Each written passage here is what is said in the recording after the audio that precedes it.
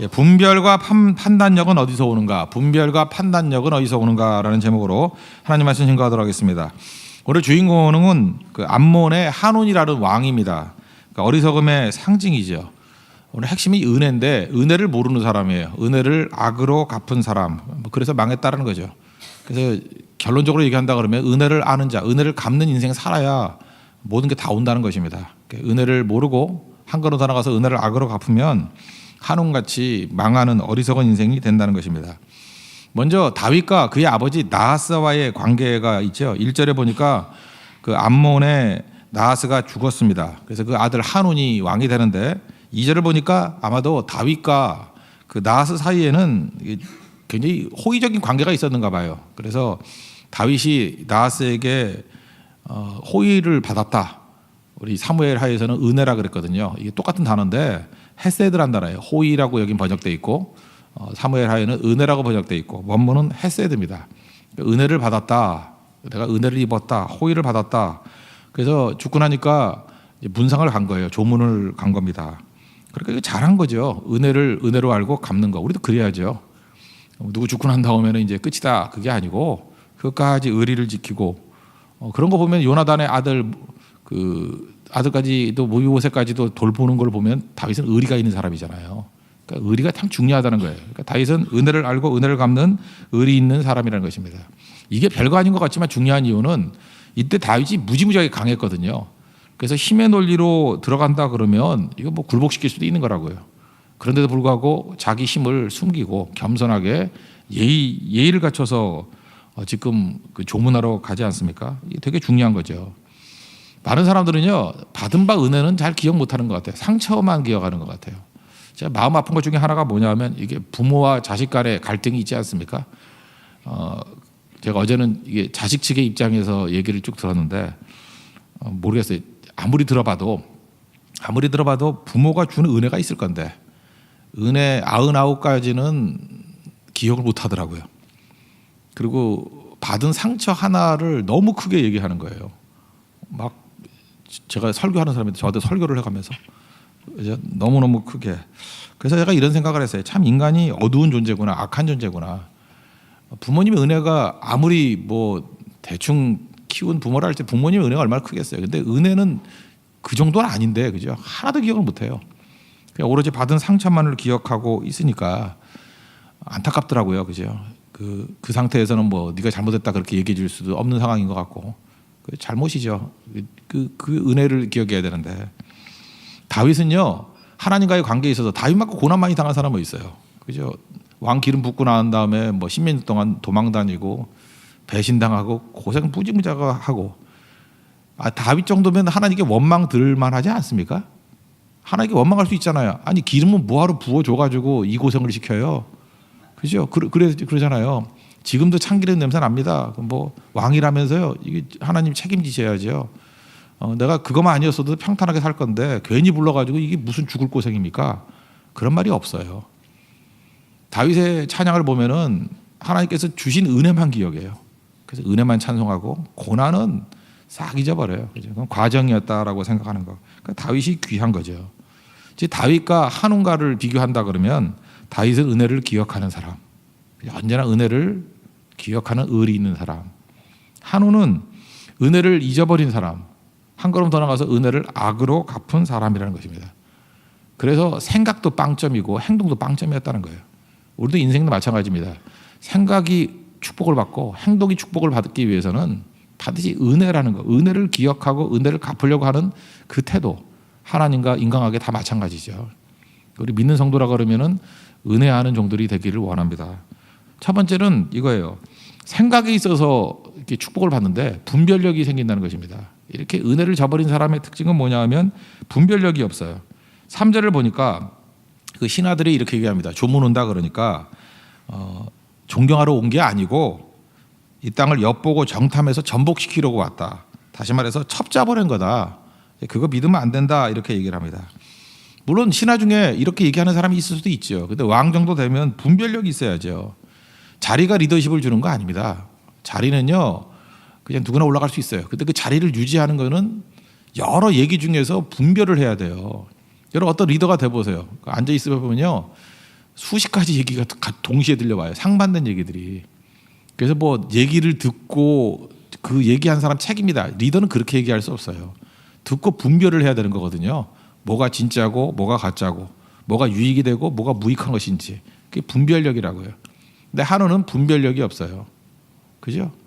르호보암도 마찬가지죠. 이게 나이 든 신하와 젊은 신하들의 얘기. 그 젊은 신하 얘기를 들었기 때문에 망했다. 그것도 있지만 그 중요한 건 뭐예요? 왕 정도 됐으면 분별력이 있어야죠. 뭘 들어야 될지를. 그건 왕 책임이에요. 리더 책임이라고. 분별력이 없잖아요. 엉뚱한 소리 듣고 넘어지게 되었다는 것입니다. 우리도 마찬가지입니다. 요즘에는 왕은 아니지만 왕만큼 많은 정보를 접하죠. 인터넷 시대 아니에요. 수없이 많은 정보를 취하는데 여러분 하나님 앞에 지혜를 구해야 돼요. 어떤 정보를 붙들 것인가라는 분별력이 있어야지 되는 거예요. 이거 하나님께 구해야 됩니다. 그걸 지혜라 그러는데 지혜는 분별력이에요. 판단력. 하나님 이 지혜를 주셔. 생각의 축복이 있어야 된다고요. 근데 어떨 때 이런 일이 벌어지느냐? 은혜 안에 거하게 되면요 분별력이 생겨요. 근데 은혜 아니고 은혜를 잊어버리고 악으로 갚는다는 건 뭐예요? 내 이익이거든요. 그러니까 눈이 가려워지는 거예요. 언제나 여러분 은혜를 알아야 되고 은혜를 갚는다는 태도를 보면은 서게 돼 있습니다. 그러니까 제일 중요한 건 뭐예요? 하나님 말씀이 우리에게 분별력을 줘요.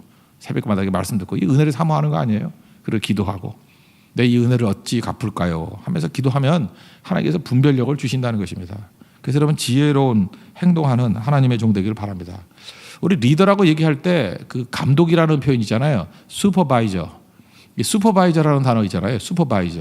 뭐 OR을 쓰기도 하고 ER을 쓰기도 하는데 뭐 감독관, 그죠? 그다음에 슈퍼바이저 하면은 감독이라는 의미가 많은데 이거 분철을 해보면 이렇죠. 슈퍼라는 게 뭐예요? 위에서라는 뜻이잖아요. 슈퍼 위에서, 그죠? 바이저가 뭐예요? 비전에서 나온 거라고요. 그러니까 위에서 보는 눈이 슈퍼바이저예요. 그러니까 적어도 슈퍼바이저가 되기 위해서 필요한 건 뭐예요? 위에서 보는 눈. 그래서 리더가 될 때는요, 척 보면 아는 거예요. 그러니까 리더가 가서 보면은 어디 문제가 있는지, 어디를 고쳐야 되는지, 어디를 강화시키고 어디를 절제시켜야 되는지를 아는 거예요. 척 보면 아는 거예요. 그게 없으면은 치열하게 노력을 해야죠. 그리고 그런 걸 볼 수 있는 눈을 빌려오든지, 조언을 구하든지. 어쨌든 그거는 자기 책임이거든요. 슈퍼바이징 할 수 있는 그런 능력이 있어야 된다고요. 근데 한우는 그게 없었다는 것입니다. 이름이 한운이 돼서 그런 것 같아요. 한 눈밖에 없어가지고, 그죠? 예. 두 눈이 다 있어야 되는데. 그러니까 그 문제가 되는 거죠.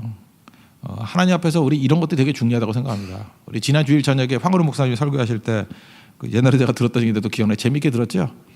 아마 그 광진이하고 두타산에 그때 갔을 때 그 강원도 있거든요. 두타산 그 되게 깊은 산이에요. 그때 설명을 하잖아요. 골 때리는 산이라고 두타산. 예. 그래서 헤매서 죽을 뻔했어요 그때. 그죠? 뭐 1시간 반인가 헤맸는데 스님을 만났는데 그 한심한 스님이죠. 길이 어디예요? 그랬더니 스님이 뭐라고 하죠? 선문답하는 거죠. 길이라는 것은 다 있죠. 그게 필요한 게 아니잖아요. 그죠? 내가 가면 길이 되죠. 그게 말이 돼요 지금? 내가 잡으면 내가 혼내주고 싶은데. 그죠?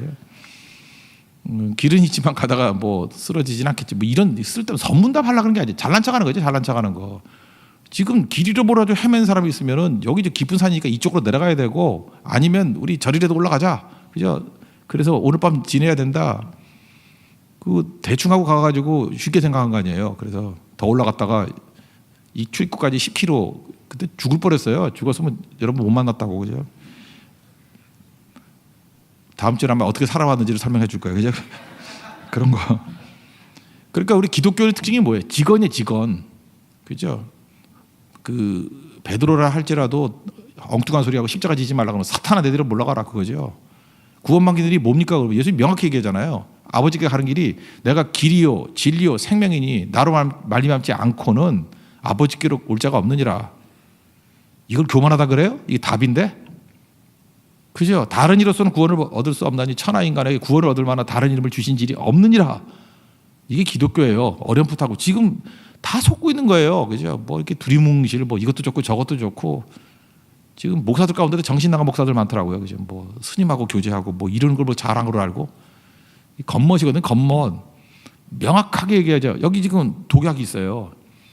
여러분 이건 독약입니다. 여러분 이게 병은 예뻐 보이지만 이거 먹으면 죽습니다. 독약입니다. 이것을 먹는지 안 먹는지는 여러분의 선택입니다. 되게 멋있어 보이죠. 그리고 싹 물러가요. 그럼 바보 천지 가운데 몇 명은 먹을 거라고. 무슨 소리라도 먹어요. 말이 멋있으니까. 그런데 하도 먹어보지. 그리고 죽으면 되겠어요? 이건 독약입니다. 그거 깨버려야죠. 그죠? 이거 먹으면 안 된다고. 그러면 저 너무 세게 나오는 거 아니에요. 세게 나오는 게 뭘 세게 나와요. 여러분 자식이라면 그런 식으로 하겠어요. 이거 먹는지 안 먹는지가 선택입니다. 이렇게 말할 수 있겠어요? 먹으면 죽는다지. 기독교의 어법은 그거예요. 먹으면 죽는다. 명확한 판단적인데 책임 없는 사람들의 얘기에 인생 걸지 마십시오. 그건 아무것도 아니라는 거예요. 한움같이 어리석은 인생 살지 마십시오. 이게 은혜가 뭔지를 모르니까 욕심으로 살거든요. 자기 힘으로 살거든요. 그 by self예요. not by self인데 by self로 살아요. but by grace, 은혜로 살아야 되는데. 그러니까 은혜를 모르니까 자기로 사니까 바보 같은 인생 사는 거예요. 판단력이 없습니다. 분별력이 없다라는 거예요. 그래서 두 번째 내용은 뭐냐 하면 무모한 행동을 해요. 경솔한 행동을 한다. 그게 뭐냐면 모욕을 주는 거예요. 모욕. 거기 4절을 보니까 그 중독 사람들 지금도 그렇지 않습니까? 수염길이잖아요. 수염이 생명이에요. 옛날에 우리도 상투할 때 최익현 씨 같은 사람은, 최익현 선생 같은 사람은 상투 자를 때 내 목을 자르라 그랬잖아요. 그죠? 그 생명같이 여기는 거예요. 이거 남자가 수치를 당하는 거예요. 수염이 뭐 별거냐? 아니에요. 그때 그 생명이에요. 생명이고. 또 하나 이거는 뭐 명확하죠. 옛날에 그 속옷도 팬티도 안 입었을 건데 이 볼기까지 잘랐대. 이거 창피하죠. 여러분 같으면 안 창피하겠어요. 이거 모욕을 주는 거예요. 모욕. 그러니까 뭔지 모르지만 수염을 깎았다, 볼기까지 이렇게 옷을 찢었다. 하여튼 뭔지 모르지만 엄청난 모욕이란 걸 알겠죠. 모욕감을 줘서 보냈다고요. 지금도 마찬가지예요. 어리석은 사람은요, 항상 은혜를 모르는 사람은 이루고 살아가요. 모욕감을 주고. 지금도 뭐 인터넷 같은 데 보면 어떻게 하면 큰 모욕을 줄까? 어떻게 하면 망신을 줄까? 그걸로만 생각하는 사람도 있죠. 뒤에서 숨어서. 그거 다 망합니다. 하나님이 용서 안 하고 한움같이 된다고요. 그러니까 판단력이 없으니까 어리석은 행동으로 가는 거예요. 무모한 행동, 경솔한 행동. 다윗과 얼마나 달라요. 다윗이 이렇게 오니까 창피하잖아요. 여러분 그 요단 동쪽을 보면요. 요단 동쪽의 제일 밑에, 그러니까 그 사막 제일 밑에 사는 민족을 에돔이라 그래요. 에서 민족, 에돔. 제일 밑에. 그 위가 뭘까요? 에돔 위가 모압이에요. 그 루시 있는 모압. 모압 위가 어딜까요? 거기가 암몬이에요. 암몬 한참 위가 뭘까요? 거기 아람이에요. 시리아. 정신이 없으니까 다시 해볼게요. 맨 밑에가 어디라고요? 에돔. 고위가 모압. 고위가 암몬. 맨 꼭대기가 아람. 이제 아시겠죠? 그렇게 돼 있는 거라고요. 그렇게 돼 있는데 그 지금 암몬에서 왔잖아요. 암몬에서 왔으니까 곧 넘어가면은 요단강이거든. 그죠? 요단강 넘어가서 중부의 첫 번째 성이 어디예요? 여리고라고요. 이해가 되시죠? 암몬 쪽으로 뚫고 들어오니까 옛날에 출애굽할 때도 그렇게 했잖아요. 암몬 쪽으로 뚫고 들어왔잖아요. 그죠? 그래서 여리고를 맞았다고. 여리고에서 예루살렘으로 올라가는 길이에요. 예수님께서도 마지막 십자가 지실 때 여리고에서부터 올라가셨죠. 그래서 여리고에서 만난 유명한 두 사람.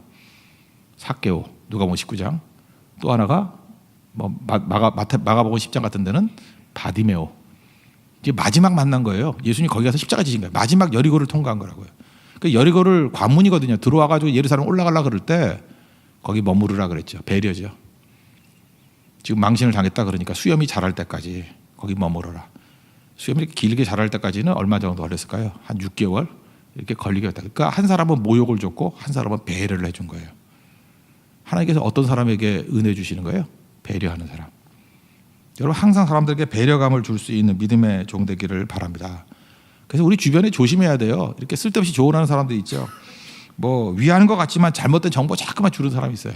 그 몇 번 체크해 보면 돼요. 이 사람은 잘못된 정보, 나쁜 정보를 주는 사람이구나. 그러면 수첩에 써놔야 돼요. 이건 굉장히 조심해야 될 인물.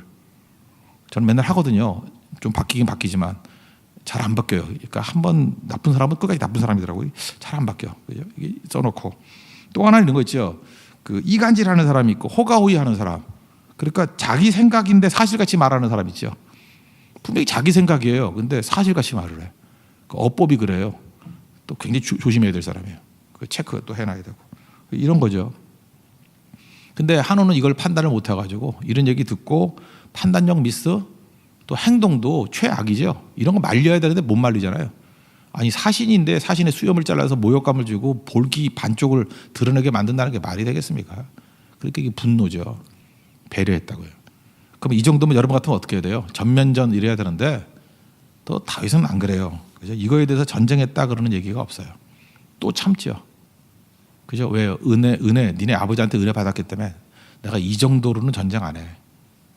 그 다음에 한온이 이제 아까도 얘기했죠. 맨 밑에 에돔이고 그 위에가 모압이고 그 위가 암몬이고 그 맨 위가 어디예요? 암몬 위가 아람. 그래서 아람의 용병을 사요. 용병을 사서 같이 암몬과 아람이 연합해가지고 공격을 해요. 그때 요압 장군이 오늘 이제 다음 10절부터 읽을 얘기인데 그때 나가서 전쟁을 해요. 물론 뭐 박살나죠. 개작살나죠. 이제 그때까지 또 참고 있는 거예요. 다윗은 항상 배려하는 모습이죠. 그러면 이거 보세요. 이 한온이 왜 이런 일을 행했을까요? 이렇게 멍청하게 행했던 이유. 하나님의 은혜 안에 있지 않으니까 특징이 두려움 때문에 그래요. 두려우니까. 그리고 두려우니까 자긴 바보잖아요. 바보가 왕돼 놓으니까 상처 때문에 그래요. 그래서 상처가 많은 사람들은요. 사랑을 사랑으로 받아들이질 못해요. 하다못해 뭐 이런 거 너 참 멋있게 생겼네. 뭐 이렇게 해도 그걸 놀리는 건 줄 알아요. 너 건강하네 그랬더니 그래 나는 머리는 비었고 건강만 하다 이렇게 바라는 사람이 있어요. 그러니까 말을 못해 말을. 그러니까 뭘 해도 이렇게 상처를 받아들이는 거예요. 은혜를 은혜로 받아들이지 못해요. 다윗을 보세요. 다윗은 상처가 오는 것도 그 안에서 은혜를 발견하잖아요. 그러니까 이게 항상 이런 모습이 있어야 된다는 것입니다. 그래서 여러분 기도해야 될 게 뭐냐? 저는 우리 목회를 하면서도 그래요. 우리 교회도 상처 입은 사람이 되게 많은데 예배를 통해서 하나님 이 상처가 빨리 치유되기를 원합니다.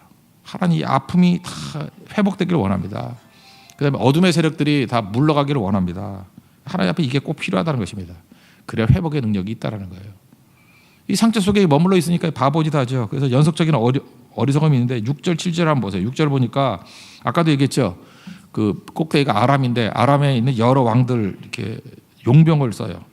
그래서 돈이 얼마 들었냐면 은 1000달란트. 그냥 안 오죠. 돈 줘서 왔어요.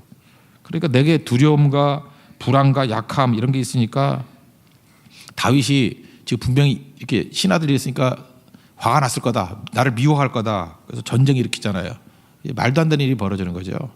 은 1000달란트라는 거는요. 드라크마로 치면은 600만 드라크마예요. 600만 드라크마. 이것도 계산해 보니까 일당을 그냥 10만 원씩 계산할게. 6천억. 돈도 무지 썼죠. 6천억을 써가지고 용병들에서 전쟁 벌이고 졌다라는 것입니다. 여기 보세요. 그 실패나 어리석음은 시리즈로 나와요. 뭐 야구 같은 것도 이렇게 뭐 세 게임 할 때 다 뭐 지면 그 루징 시리즈 그러잖아요. 시리즈 자체를 완전히 다 잃어버려요. 바보짓은 한 번 끝나잖아요. 생각이 바보면 행동도 바보고 이걸 또 반복해요. 여러분 그래 어떤 사람이 이렇게 잘못된 행동하는 거 보면은 패턴이 똑같아. 한번 그런 패턴이 있다가 또 그러니 또 생겨요. 그럼 그때 억지로도 이겨야 돼요. 내가 다시는 이거 안 하겠다 하고 하나님의 은혜를 구하고 그래서 이겨내야 된다고요. 성경에서 왜 한운 같은 스토리를 왜 적어놨을까요? 이게 우리에게 반면교사이기 때문에 그렇습니다. 그래서 일반적인 얘기로 하면 의리 있는 사람 되십시오. 의리 지키고 성경에 표현하면 헤세드 은혜를 알고 은혜를 베푸는 인생이 될 때 비로소 살아날 수 있다는 것입니다. 그런 은총 가운데 서 있는 믿음의 종 되기를 축원합니다. 모두 다 자리에서 일어나겠습니다.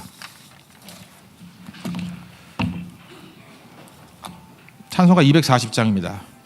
찬송가 240장.